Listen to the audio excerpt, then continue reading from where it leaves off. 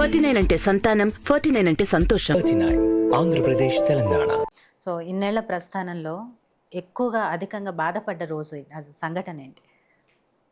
ఏముంటుంది 2000 అంతకంటే బాధ కదా ఇంకేముంటుందండి. ఆఫ్ కోర్స్ అదొకటి మెయిన్ అదే, అంతకంటే వేరే బాధ ఏముంటుందండి. కానీ కొన్ని సందర్భాల హట్ అయినట్టు అవి చిన్న చిన్న కానీ నాకు మెయిన్గా బాధ ఏంటంటే ఇది ఒకటే 2015 25th అదే.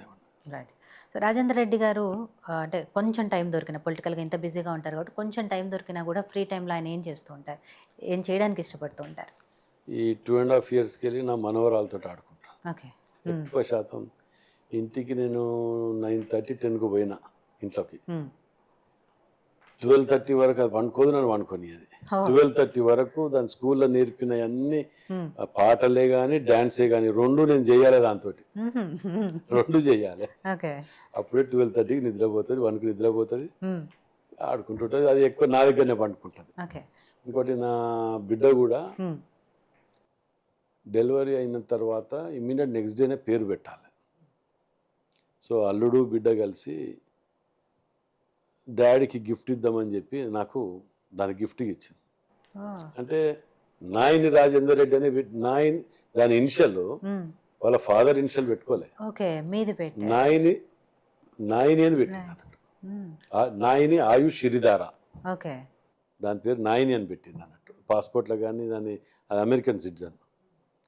సో దాని పేరు నాకు గిఫ్ట్ ఇచ్చింది. ఎందుకంటే ఇక మేము ఇంట్లో ఇది ఉండాలని, సంతోషంగా ఉండాలని వాళ్ళిద్దరు కూడా అందరు అనుకున్నారు. పాపం ఇచ్చింది. సో అది మా దగ్గరనే వండుకుంటుంది. డే అంతా వాళ్ళ అమ్మమ్మ దగ్గర అందరు తిరిగినా నైట్ తాత బజ్జుందని ఇట్లా అంటది, వచ్చి నా దగ్గర వండుకుంటుంది. సో మీ రిలాక్సేషన్ తానే దాంతో నాకు ఈ 2.5 yearsకి వెళ్తే దాంతో. సో అంటే సినిమాలు చూడటము లేకపోతే వేరే ప్లేసెస్ ఎక్కడికైనా వెళ్ళటం ఇలాంటివి ఉంటాయి? నేను ఓపెన్గా అందరితో పోయినట్టే నేను ఫ్యామిలీ తోటి పిక్చర్కి వెళ్ళిపోతాను, థియేటర్కి వెళ్ళిపోతాను. థియేటర్కి వెళ్తాను. ఇక ఇదివరకు ఇయర్లీ వన్స్ కంట్రీ తిరిగేది ఫ్యామిలీ తోటి. అమ్మని కూడా తీసుకొని పోయేది. యూఎస్ పోయినా అమ్మని తీసుకొని పోయేది. 49 అంటే సంతానం, 49 అంటే సంతోషం. 39 ఆంధ్రప్రదేశ్ తెలంగాణ.